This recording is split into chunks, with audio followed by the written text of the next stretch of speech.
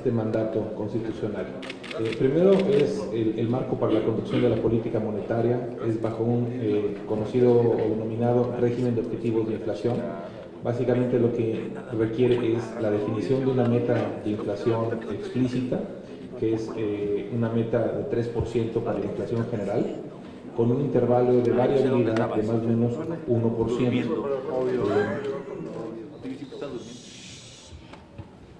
En cuanto a los méritos de tener un mandato constitucional enfocado en tener una estabilidad, procurar la estabilidad del poder adquisitivo de la moneda, destacamos tres.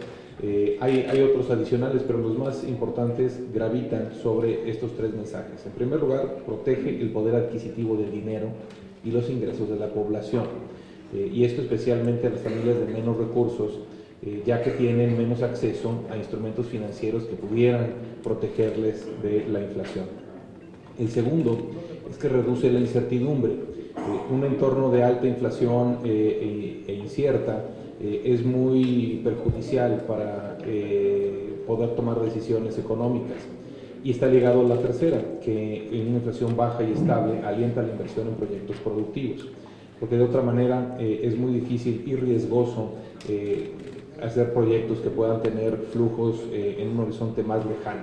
Entonces, en la medida en la que se pueda tener una inflación baja y estable, el Banco Central contribuye de la mejor manera a detonar un proceso de crecimiento sostenido. Y eso está ligado a la última de los puntos de esta lámina, donde se destaca que la política monetaria tiene influencia sobre la inflación, pero es ineficaz para influir de manera sostenida en lo que nosotros llamamos las variables reales, que son el crecimiento y el empleo. Y este es un elemento muy importante de por qué el objetivo prioritario es mantener una inflación baja y estable. Pasando al entorno macroeconómico, me gustaría poner en perspectiva cuáles han sido algunos de los retos que ha enfrentado la economía mexicana en los últimos años. Y creo que conviene recordar los choques que hemos visto, los choques adversos que ha enfrentado la economía. En primer lugar, y esto empieza desde mediados de 2014, tuvo una caída muy importante en los precios del petróleo. También hubo una caída muy significativa en los volúmenes de producción de crudo, y como vamos a ver en una de las láminas más adelante, esto dio lugar a una importante afectación en las cuentas externas en el país y una recomposición en las balanzas petrolera y no petrolera. El tercer elemento de incertidumbre que fue muy importante y muy marcado fue la incertidumbre asociada al futuro del Tratado de Libre Comercio. Y el cuarto que se destaca es la normalización de la postura monetaria en Estados Unidos, que le ha dado a los mercados financieros toda una serie de tendencias, a veces al alza, más recientemente a la baja en las tasas de interés, pero una marcada volatilidad y ajuste. Esto se ha traducido en una menor disponibilidad de recursos del exterior a la economía mexicana, es decir, la economía se ha tenido que ajustar a menores flujos del exterior. ¿Cómo se ajusta la economía? Y destacamos ahí tres elementos importantes en ese ajuste. El primero es con una depreciación del tipo de cambio real y que ayuda a recomponer las cuentas externas por el deterioro en la parte petrolera que ha registrado la economía. El segundo es mantener una política monetaria enfocada a mantener una inflación baja y estable y que no se deteriore la formación de precios en la economía. Y el tercero es también con una menor absorción de recursos públicos por parte del gobierno federal. Al final del día implica una postura fiscal sólida. Déjenme ilustrar el primero de estos puntos, que tiene que ver con la reducción de los recursos externos. Aquí podemos ver en la primera de las gráficas, del lado izquierdo, arriba, la parte naranja se refiere a los flujos del exterior a la economía mexicana como porcentaje del producto, y podemos ver que en 2013 y 2014, en los 2 años, fue superior a 4 puntos del PIB, y podemos ver cómo cae de manera importante a 2015, 16, 17 y 18. En promedio, en esos 4 años, fue de 1.3%. Entonces hay una reducción significativa en los recursos provenientes del exterior. Y eso tiene que dar lugar a un menor déficit en cuenta corriente. En la parte de abajo podemos ver en el área amarilla cómo la absorción de recursos por parte del sector público se ha venido reduciendo para tratar de no presionar los recursos disponibles para el sector privado. Ahora déjenme pasar a esta lámina. Presenta una perspectiva histórica del tipo de cambio real. Empieza en 1978 a la fecha y presenta en la gráfica de la izquierda el tipo de cambio real entre México y Estados Unidos, y el tipo de cambio real lo debemos entender como tal cual el tipo de cambio nominal ajustado por el diferencial de inflaciones entre México y Estados Unidos.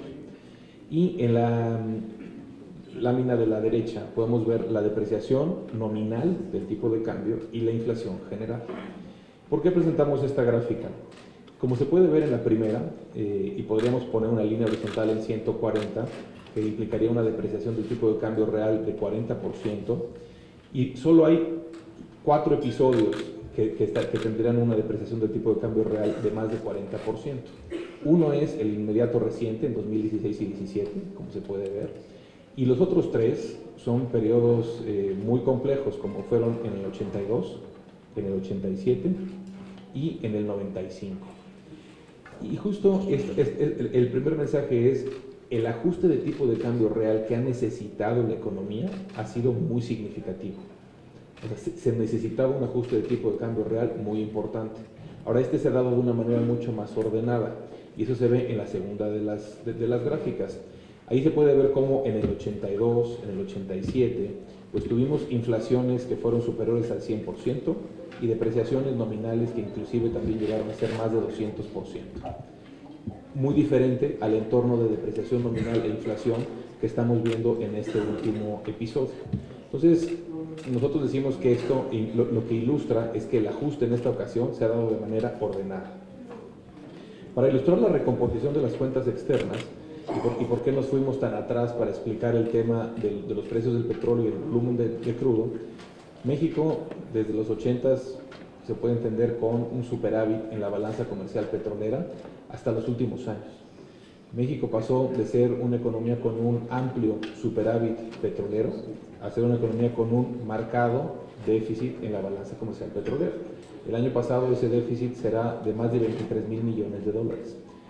Cuando la economía pierde tanto por precios externos como por volumen de producción esos ingresos del exterior, se tiene que compensar algo en la economía. Y además vimos que hay menos flujos hacia el país. Eso significa que la balanza comercial no petrolera tuvo que pasar de registrar déficits a un superávit, que es la línea roja que se ve en la gráfica de la izquierda. Y como se puede ver, para que se pueda dar ese ajuste, es que se necesita que el tipo de cambio real se ajuste. Es precisamente esa la razón del ajuste del tipo de cambio real. También México, por muchos años, no había tenido un superávit en la balanza comercial no petrolera, solo en 95 se tuvo. Y por primera vez en 2017 y 2018, por primera vez de manera consecutiva en 2 años, se va a tener un registro de superávit en la balanza comercial no petrolera. Es decir, el ajuste que se ha requerido en las cuentas externas ha sido significativo. Ahora déjenme pasar a... lo anterior fue una perspectiva un poco más de mediano plazo para poder marcar los retos que hemos estado enfrentando. Ahora, en la parte más de corto plazo, el sector externo se ha venido desacelerando, lo podemos ver en la primera de las gráficas. El día de ayer, el Fondo Monetario Internacional revisó a la baja los pronósticos de crecimiento para todo el mundo, incluyendo también el de la economía mexicana. Ahora, esta desaceleración toma a las economías avanzadas en un punto en el ciclo en el cual ya han avanzado mucho y tienen lo que aquí denominamos brechas de desempleo negativas, es decir, han tenido ya un proceso de generación de empleo bastante vigoroso y ya se encuentran en la parte más adelantada del ciclo económico, y la gran pregunta es si va a haber presiones inflacionarias o no hacia adelante.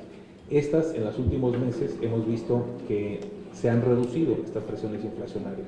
Se puede ver tanto en la primera como en la segunda de las gráficas. En el caso de la inflación general, una reducción en la inflación, sobre todo asociada a los precios de los combustibles. En la gráfica del medio, la inflación subyacente, se ve relativamente estable las inflaciones en niveles claramente por abajo de sus metas en Japón y la zona del euro, y alrededor de sus metas en el caso del Reino Unido y Estados Unidos. Este entorno de desaceleración y de ausencia de presiones inflacionarias ha dado lugar a una reducción en las tasas de interés, en lo que se espera para las tasas de política monetaria, que es la gráfica de la derecha. Pasaré también esta reducción en las tasas de interés se ha visto no solo en las tasas de corto plazo, también en las de largo plazo. ¿Cómo afecta esto a los mercados emergentes? En la primera de las gráficas presentamos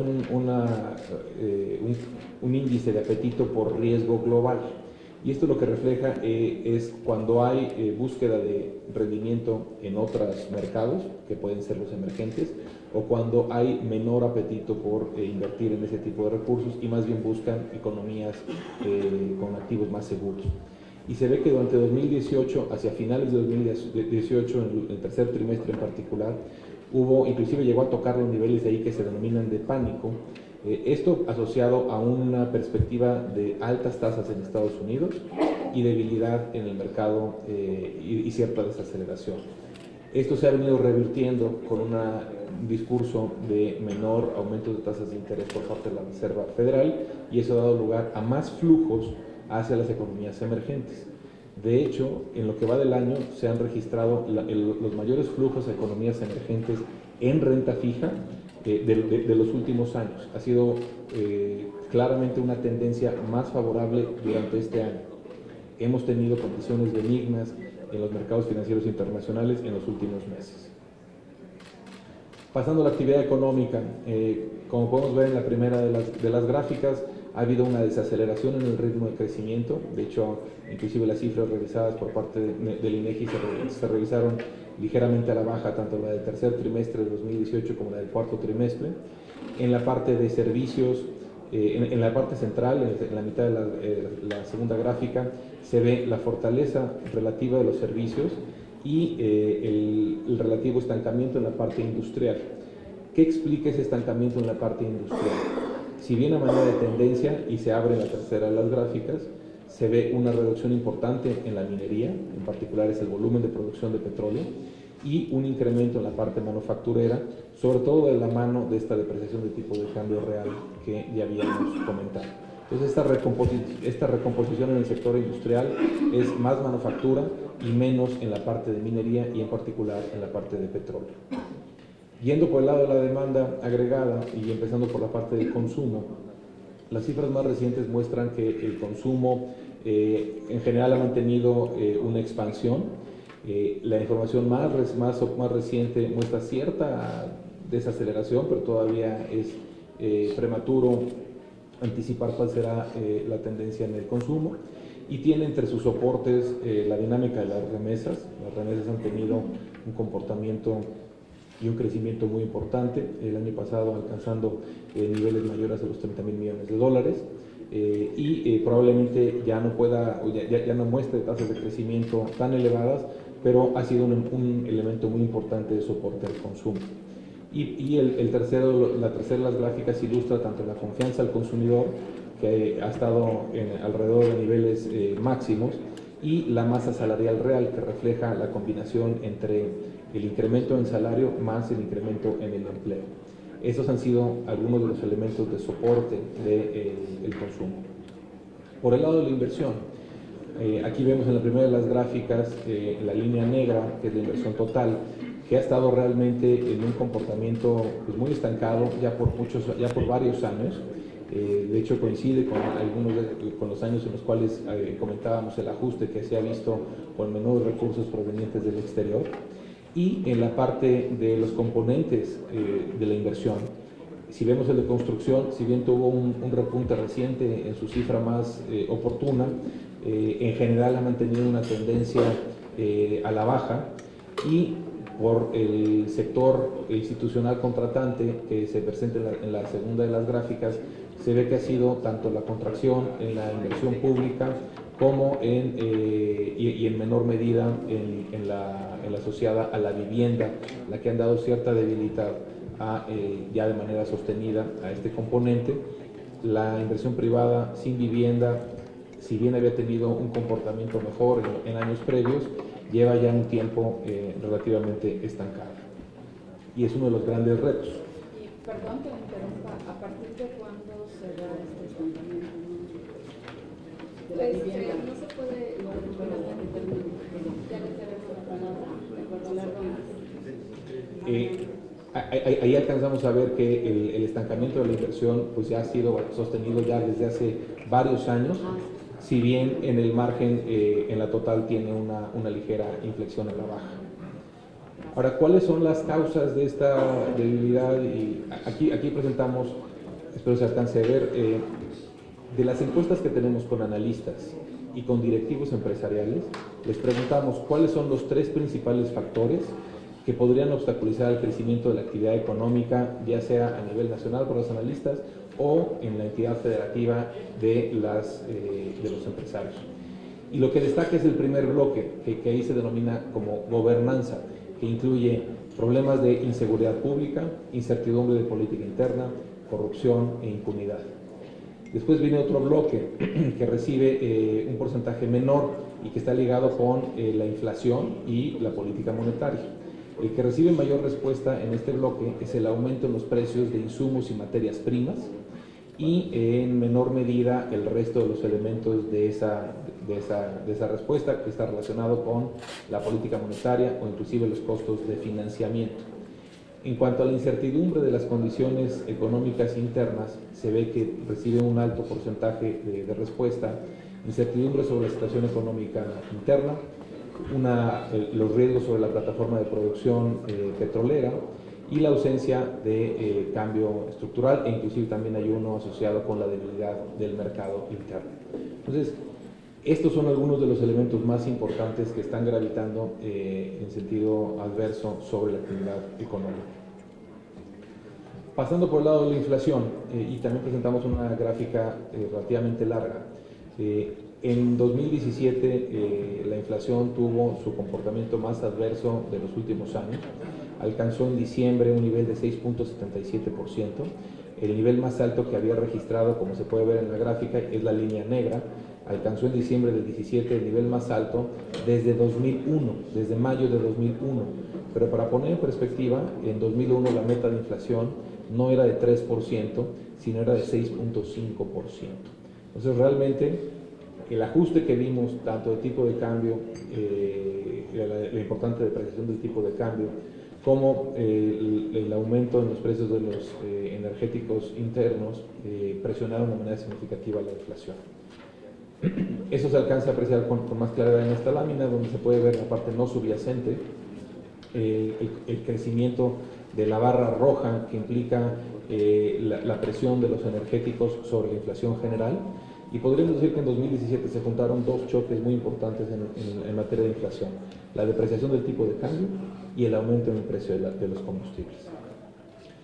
El reto para la conducción de política monetaria ha sido que la inflación retome una trayectoria descendente y que converja hacia la meta lo antes posible.